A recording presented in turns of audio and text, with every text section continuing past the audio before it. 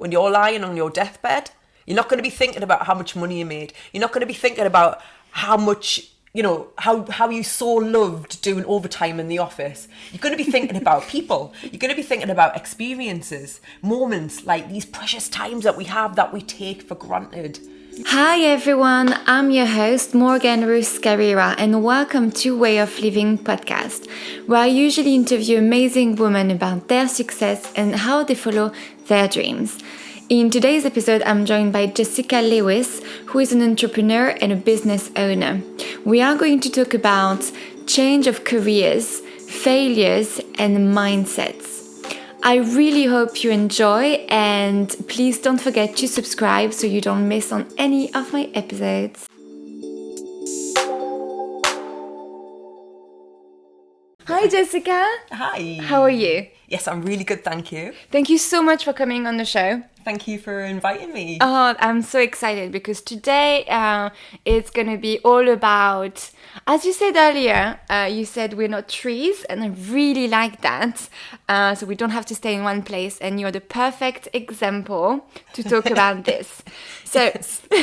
Could you talk about yourself, describe yourself and your background to start with, if you don't mind? So I've had a lot of different changes over the years, a lot of different career changes. Currently, what I'm doing at the moment, I have like a shamanic shop, so I'm working with different plants and things like that, and also Rise and Shine, which is like a conscious party centered around health. So I've got a few little projects on at the moment, so that's kind of my life now. But before that, I've done like a whole host of different things. I've boxed, I've done cage fighting, I was a model, presenter, and I've even worked in factories, right? I've done Really? like across the board, yeah. Bars, you name it. So it's been different. It's been just everything just evolving and changing. And I think it was just about like honouring how I was feeling in every moment. So like, we don't have to stay stuck doing one particular thing in life. We don't have to have just what. I think there's a lot of pressure on people to choose their career, and while that's all very well and good, knowing what you want to do, in 5 years' time, you might not want to do that. You might be, we're always growing, we're always evolving, we're always changing. So your likes, the tastes, the things that you're into, and the things that you want to do in your life are naturally also going to change. So I think it's about just honouring how you're feeling. We're here for a short time, and I think if you're going to be, you're better off doing something that makes you happy, right? Yep. So yeah, that's basically what, Who you are. So you said that you've been like modeling, cage fighting, you presented boxing, so you interviewed Mike Tyson. Yeah. Amazing. Yeah. So how do you come from this completely different environment to now having your own shop, your own kind of brand? How do you do this? So What happened? What happened was, right, so I was modelling, and then I decided to put on, by the way, I hadn't exercised for 16 years when I had this idea, right? But I decided that I was going to have a fight for charity, because I didn't want to do running and all sorts of things like that. It wasn't exciting. Boring, enough, right? No, just get punched in the face instead. So so I decided to take it up a notch and bring women together and have everyone train and then have a fight. But the difference was we were all models, right? So it was serious. We took it very seriously. We were training a few times, like, every day basically. And so that naturally led to the presenting and the MCing and things like that, because I used to introduce people to the ring. Okay. And obviously led to like interviewing different boxers, Mike Tyson and Evander Holyfield, which was quite nice. He's a really sweet guy. And then I had a massive spiritual awakening. So like, I loved to do modelling and I loved doing boxing, but I just felt like there was something missing and I didn't know what it was. And I knew that I wasn't going to be able to do this forever. So I then started my journey with ayahuasca. Do you know ayahuasca? No. It's a plant medicine. Oh yes, in from the Arizin. Yes. That you get really high on. Right. So you drink it, and it gives you deep insight into yourself. It gives you deep insight into your bullshit, basically. Can I say shit? I just did. Sorry. Okay. But did you do it? Yeah, right. Oh my God, I want to try it. And it's amazing. No, it's changed my life. Like I've done it more than once as well. Like it's something that is a part of my life. And so this is how I do my shop. So that led me on to that. But so then I sort of was going down this shamanic plant medicine journey, and like I was changing, like I was healing myself, and I think it was like the third ceremony I did. Ayahuasca showed me to create something to bring people together, to share knowledge and information. But I was also training for fights at the same time. I was like going to ceremonies, and like the next day, like during the daytime, I would be training outside, punching like people's an faces, maniac, right? And so there was a little bit of and then the boxing sort of went by the wayside, but that's another long story. And then I started doing Gathering of Minds. So I created Gathering of Minds. Speakers, yoga, sound, everybody comes, meets like-minded souls, gets the knowledge and the information that they need to help them on the journey, and that was that. So, that kind of so it was ayahuasca that brought me into Gathering of Minds, or helped me create that. And then at the same time, I was battling with my health. Yeah. I was bedbound some days. I was in chronic pain. I couldn't turn my head. I didn't know what was going on. Like I thought I'd trapped a nerve in training. So the whole time I was fighting, I had off and on like shoulder and neck pain. And then it just got worse and worse and worse. So I couldn't train. I couldn't go and fight. It had been completely taken away from me. Yeah. Arthritis diagnosis at 34. Totally written off by the doctors. They said to me, you're going to get worse. You're not going to be able to improve. Nobody recovers from arthritis. We'd expect to see this sort of wear and tear on a 70-odd-year-old. Like, it was quite dire, like, my diagnosis from them. They wanted to give me some crazy operation. They were going to take bone from my hip, make some discs, put it all back together with metal. DIY. Surprisingly enough, I did a proper botch job. Surprisingly, I wasn't up for that. I was not down for that. So then I booked a speaker called Clive de Call, who's amazing. Everybody's got to look up Clive de Call, right? This guy is a legend. I owe him for the information that he gave me that day. So he come and did a talk at Gathering of Minds, and I picked his brains. And he gave me 3 things to do, which was so simple. It cost 70 quid. He said, take MSM, take magnesium oil, and take vitamin C. Yeah. And can you explain what is MSM? So MSM is sulfur. Yeah. So sulfur is a trace mineral that is supposed to be present in the topsoil. So the topsoil is meant to have like 54 or 57, I can't remember the exact number, trace minerals in the soil. But because of farming practices, obviously the soil's not recovering in between the crop, like the growing, you know? So what happens is the soil has 0 nutrients in it now. It's all being pulled up by the last crop. So what the farmers do is they add like some synthetic like nutrients to the soil, but they only put 4. But what about the other 50? So basically what's happening is the fruit and veg, or the vegetables that they're growing in the ground, they're deficient because the soil's not got the vitamins in. So how is the vegetable meant to have it? So what's happening is, this is why, you know, so many young people in their 30s and in their late 20s are getting arthritis diagnosis, because they're not getting the nutrients their body needs. Now, arthritis is simply just a nutritional deficiency of sulfur and magnesium.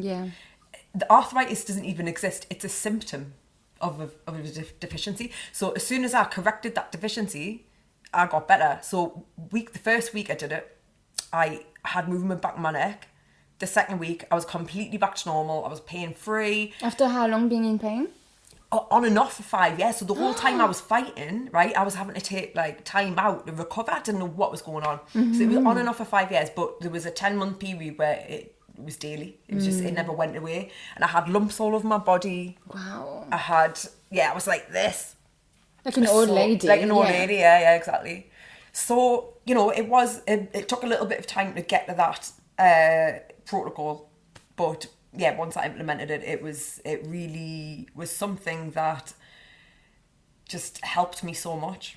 you know. And since then, right, just to put it into perspective, I've gone through a pregnancy. I put on 4 stone. Sorry, I work in old school metric way, so you're probably like, what?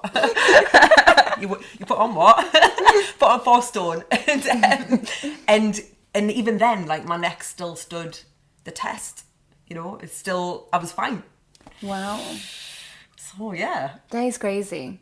So, like, after you got pregnant, so you've been through this, the pregnancy, what happened after? Did you go back into, like, modeling, or did you go back to boxing? Like, what did you want to do? When I was 8 months pregnant, I got it in my head. I was like, I'm going to have a fight. Like, I'm going to have the baby. Pregnant? Yeah, I just got this urge to get back in the ring. I think it was because, like, I was so pregnant, and it was just like, I just wanted to be, like, active again. Do you know what I mean? So I think it was that. Because after I give birth, I was like, stuff that. I know. I'm exhausted. When I was, like, going pregnant, I was like, when she's 3 months old, I'll be back to work. This. Yeah. I'm going to work out. What?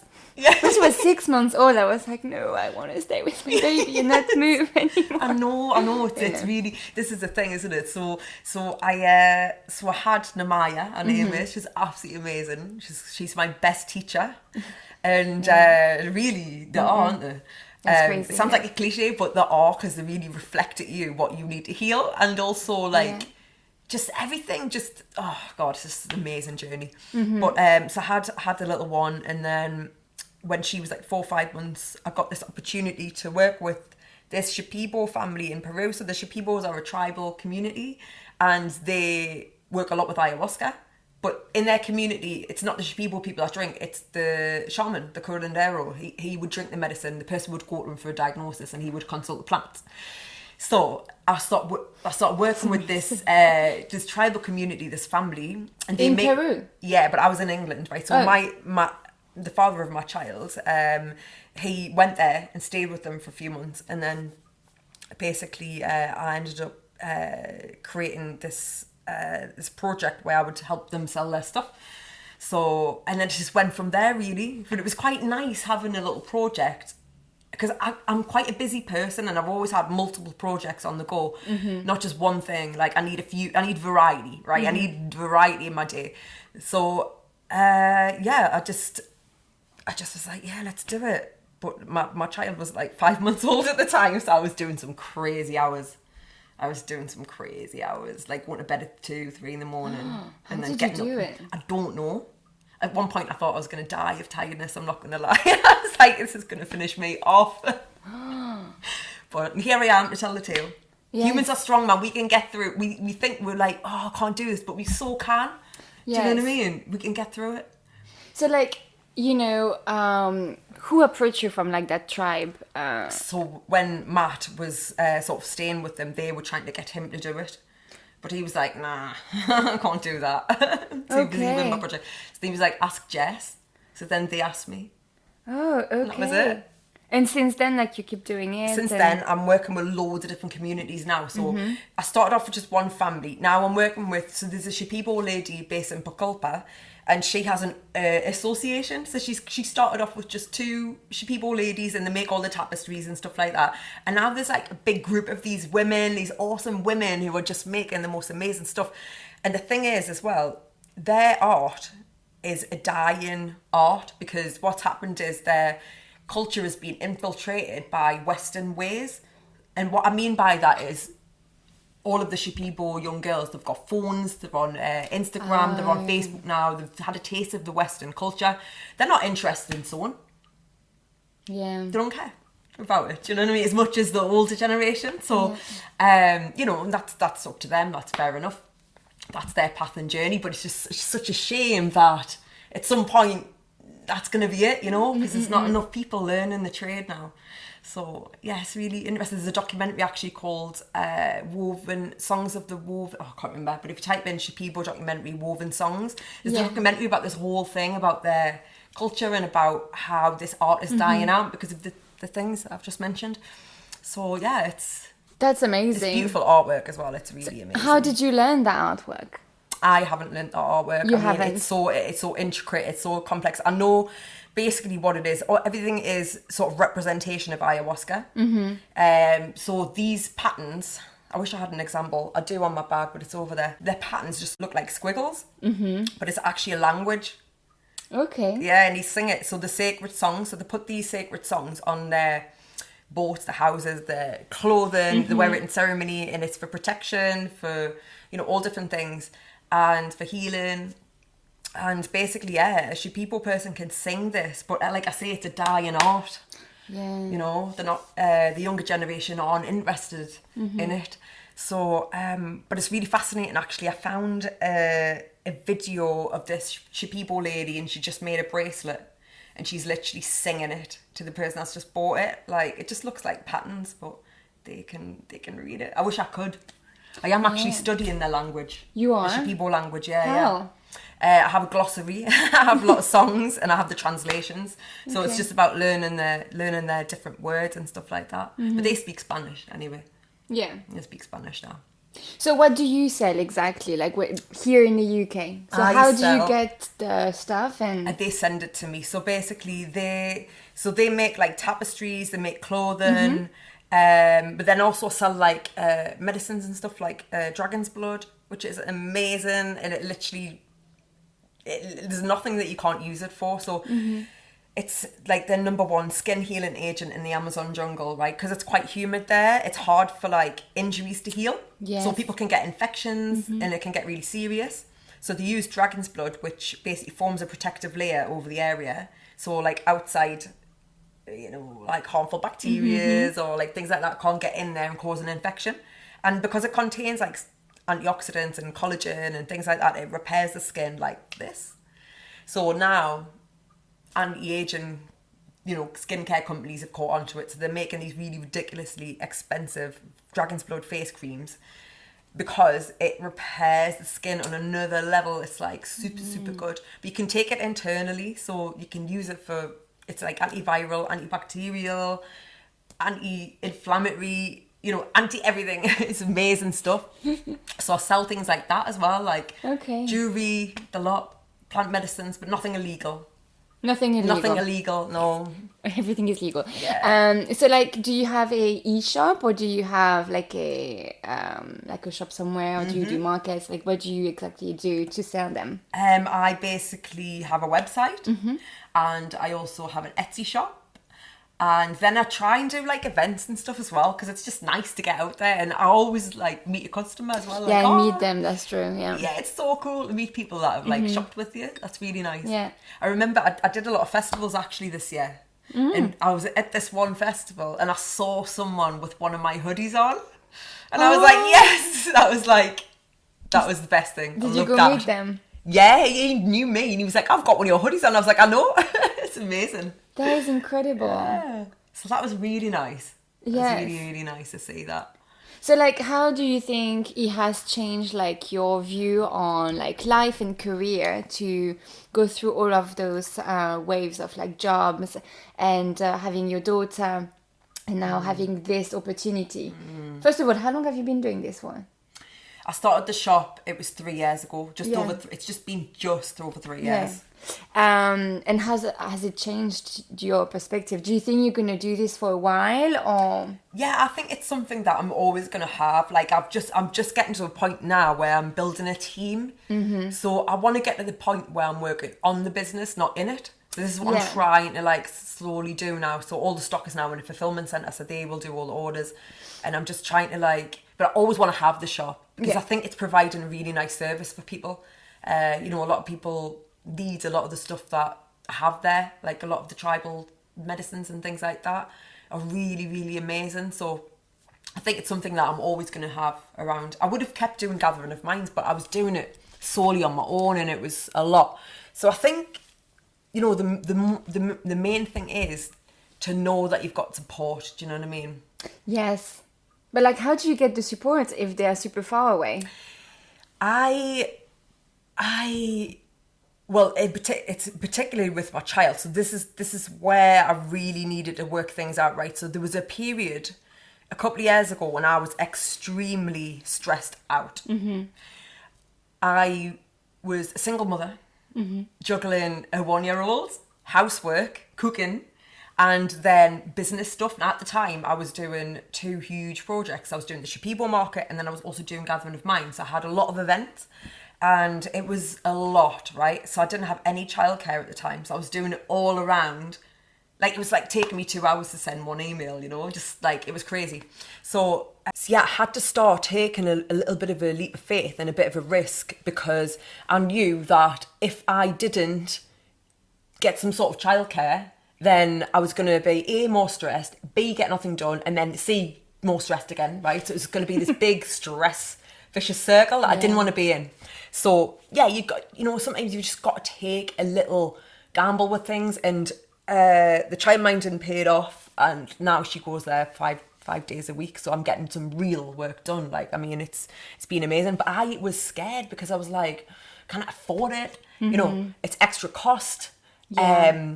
Blah blah blah blah blah. But the truth is, I had to do it, because if I didn't, then I wasn't going to be making any money anyway, right? Yeah. So by me deciding to take a little risk, I saw it as an investment. Do you know what I mean? Yeah. Because your time, the way I looked at it was like, with my time, I can make more money than what it's costing me for the childcare. Yes. If I work clever, if I'm organised, and I know what on earth I'm doing every day, it's going to be fine, right? So sometimes you've just got to reassure yourself.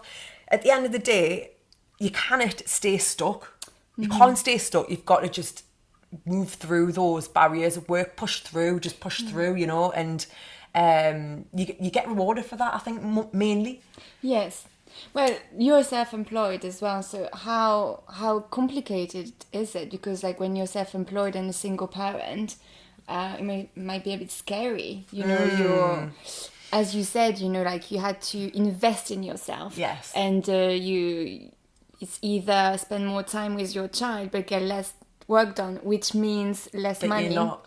or less time with your child but more money. Yeah. And so how hard is it? You know what? The way I look at it is, right, I can be a better mother to my child because this is the thing, right, as women, when we have a baby, and I slipped into this for a while, we lose track of ourselves, right? I needed to rediscover who Jess was.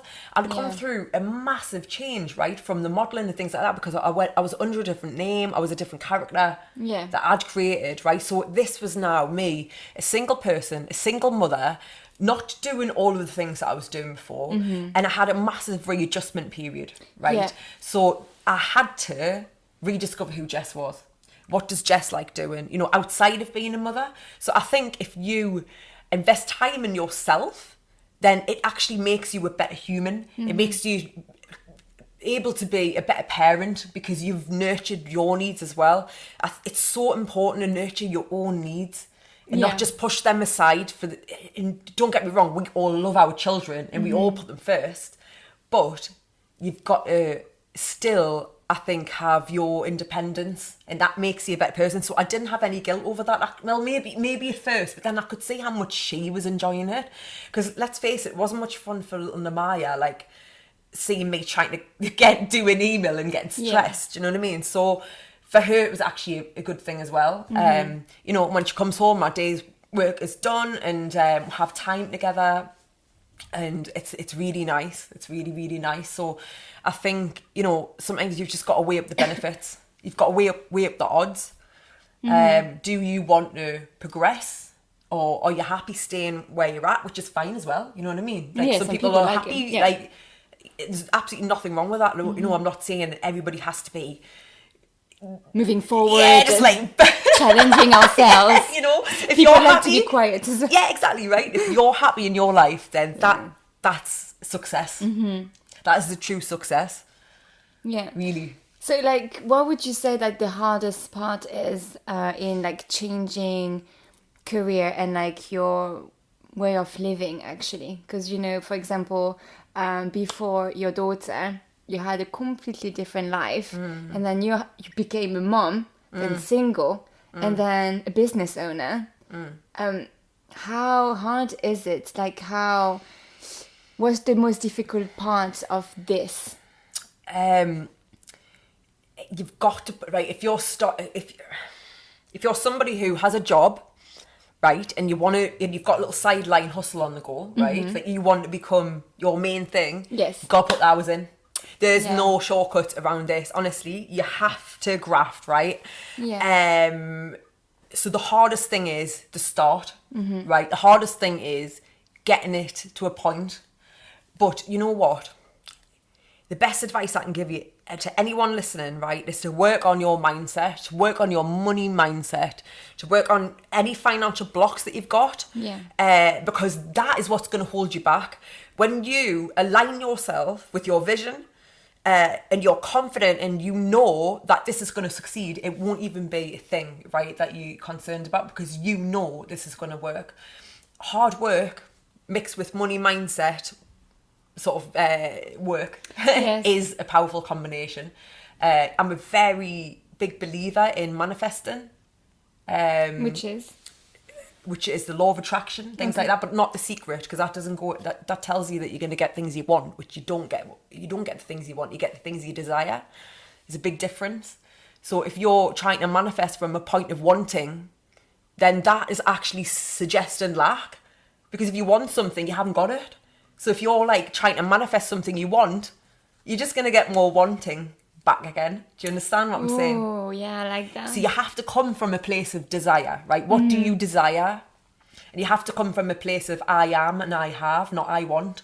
So it's just little things like that that I really incorporated into my day, because I work on my mindset a lot. It's something that I've struggled with my mind in the past. Yeah, but I've like had mental illness.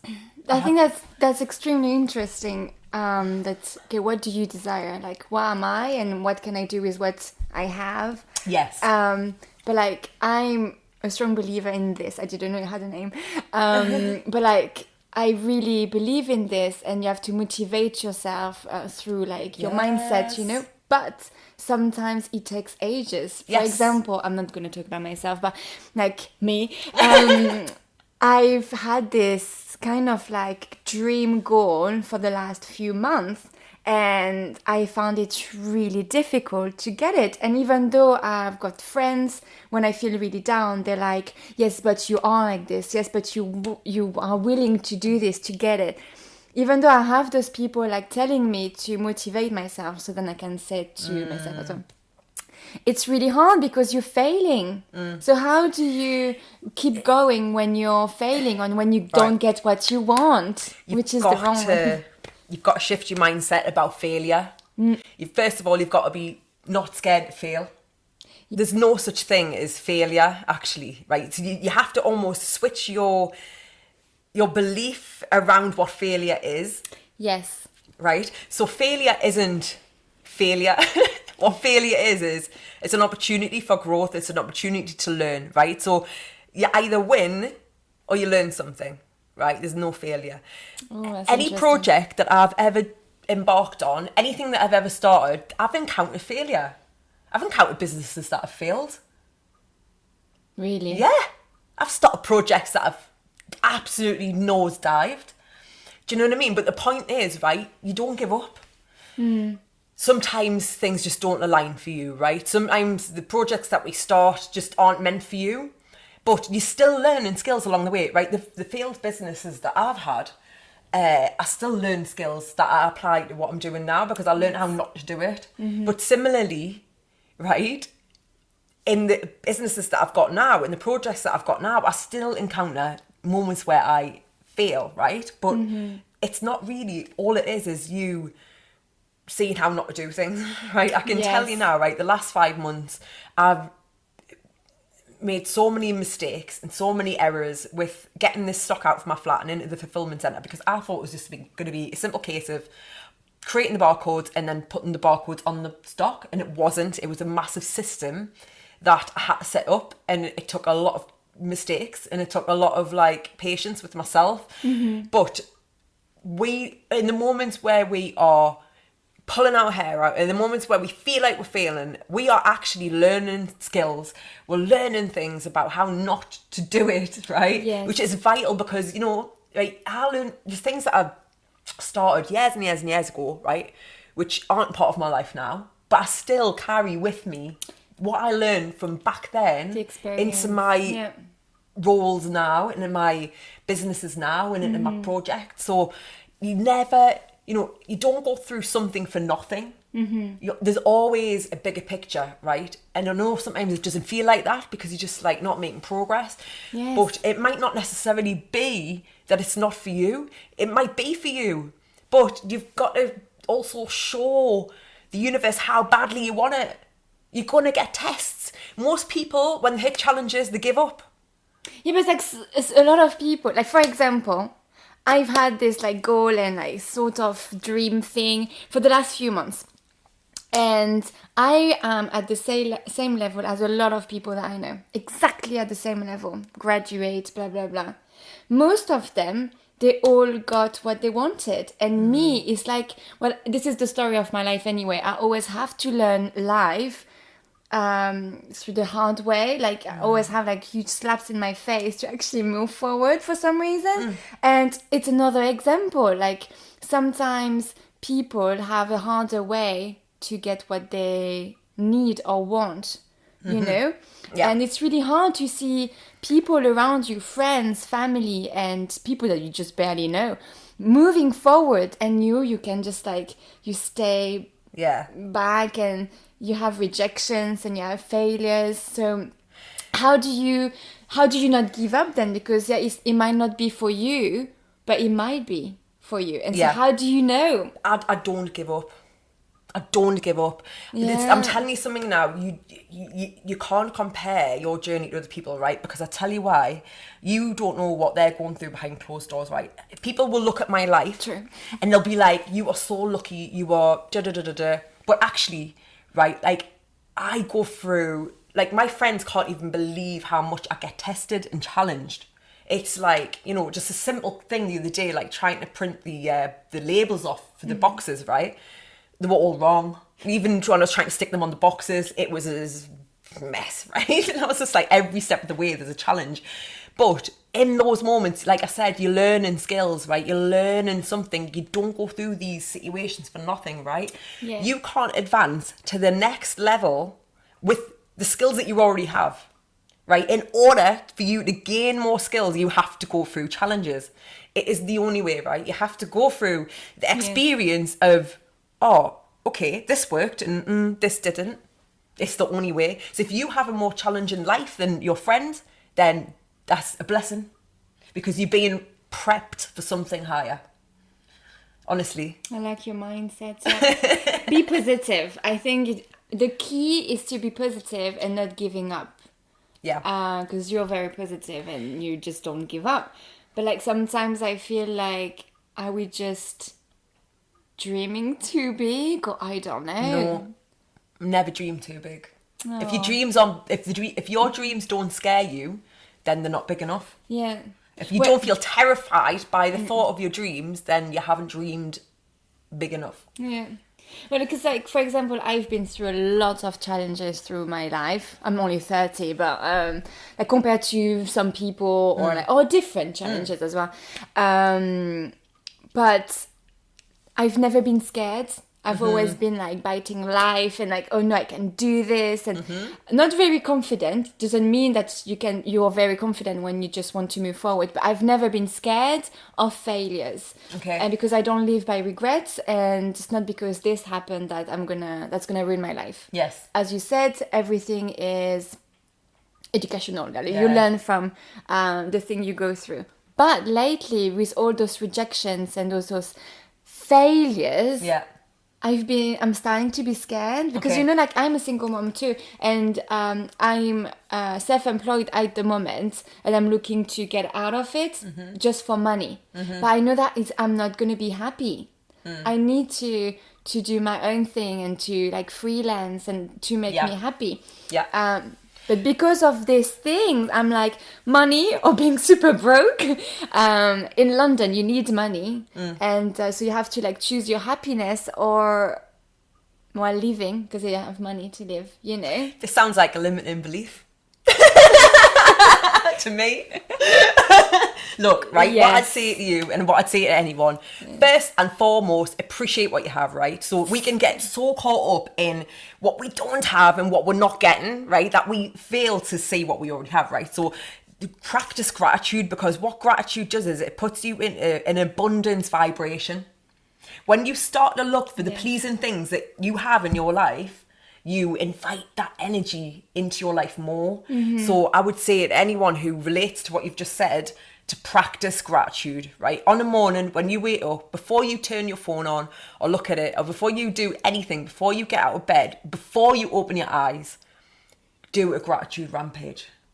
So go through all of the things that you're happy, that you're grateful for. Yes. Happy for this person, that person, this situation, that. Yes. Just quick fire, right? Just rattle them all off. And that straight away just puts you in a good vibration, because if your soul, right, if your energy is sending out vibrations of lack in any respect, right, and that can be like, you know, things not going your way or whatever, you're just going to get more of that experience pulled into your life, because there's something that your soul needs to realise. That is true. In that situation. That is right? true.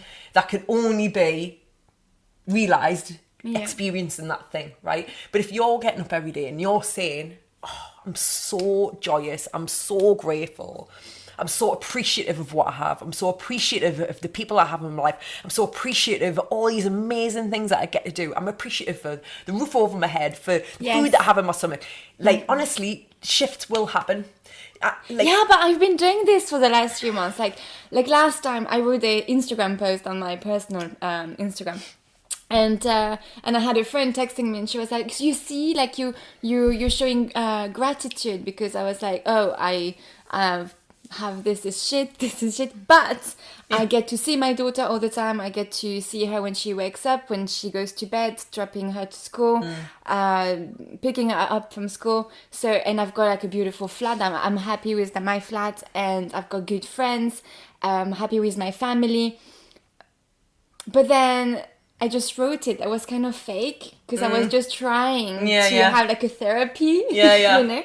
But then I was like, yes, but, and the but was so big that sometimes it's just this huge grey cloud over our heads, and we just can't like get out of it. And there's a lot of people like this. That's why we have more depressions, and that's why we have more like problems, especially like in London. Look, I think the thing is, right, is to be as solution focused as possible, because when you get into that frame of mind, then you can come up with a plan. So this is what I did, right? When I was stressed out about not being able to do my work, because I was around a 1-year-old who wanted my attention, and rightly so, but it was stressing me out, right? So, and I was just going in this circle every day, right?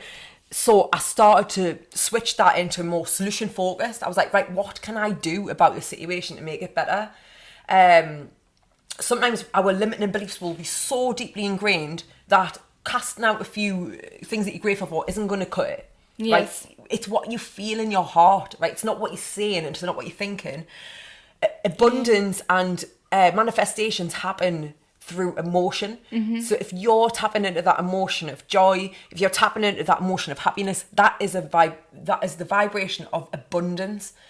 If you're tapping into the feeling of lack, you're going to pull more lack in. So, you know, it's not about just rattling off what you're grateful for.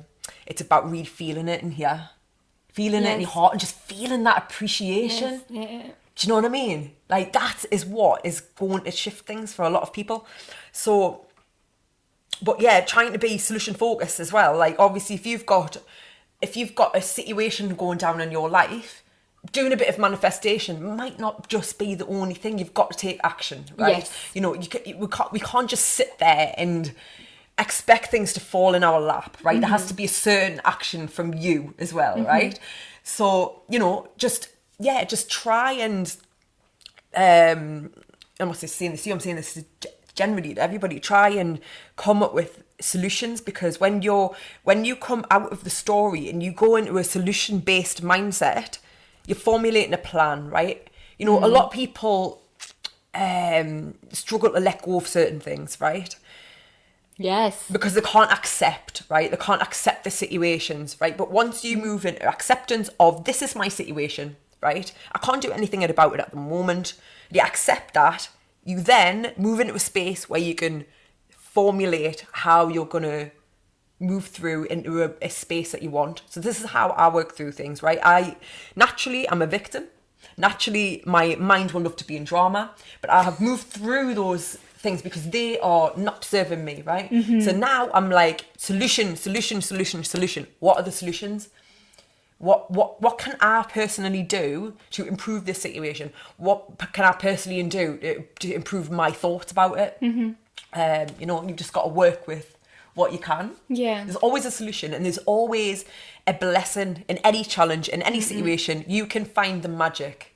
You can find the joy in the magic, in the bullshit. Do you know what I mean? Yes. There's always something that you can get out of that situation. There's always something that you can learn from. And often when we acknowledge what that is, the thing will just naturally resolve. Yeah, that is true. There's always something that we need to get, that we need to understand, that's going to help us evolve. So the trick is to find what that is. And then implement whatever it is that you need to do or you don't need to do. That is true. A question that I ask always by the end is, because this podcast is about kind of like success and, happiness. Do you feel successful? I feel successful, but not because of money, because of happiness. Yes. You can measure success on how happy you feel, because at the end of the day, when you're lying on your deathbed, you're not going to be thinking about how much money you made. You're not going to be thinking about how much, how you so loved doing overtime in the office. You're going to be thinking about people. You're going to be thinking about experiences, moments, like these precious times that we have that we take for granted. Yes. Right? So for me, the measure of success is freedom. The measure of success is happiness and joy.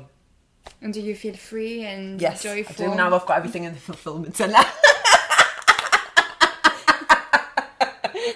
Excel sheet, no more Yeah, dreams. no more. Done with that. Well, thank you so much. I really appreciate for you to come all the way to my house. It was really hard to get to actually talk to you. I think it's very inspiring, everything you said. I wish I could just talk to you more, because there is so many questions and I would like to be your best friend and like pick up your brain every week. You're this kind of person and you just want to call, hi Jess, so this is happening. What mindset should I have right now? How do I navigate through it? Yeah. Well, thank you so much. And I'll speak to you later. Please subscribe and talk to me through comments and my DMs on Instagram or whatever. And I will see you later. Bye. Thanks, guys. Bye.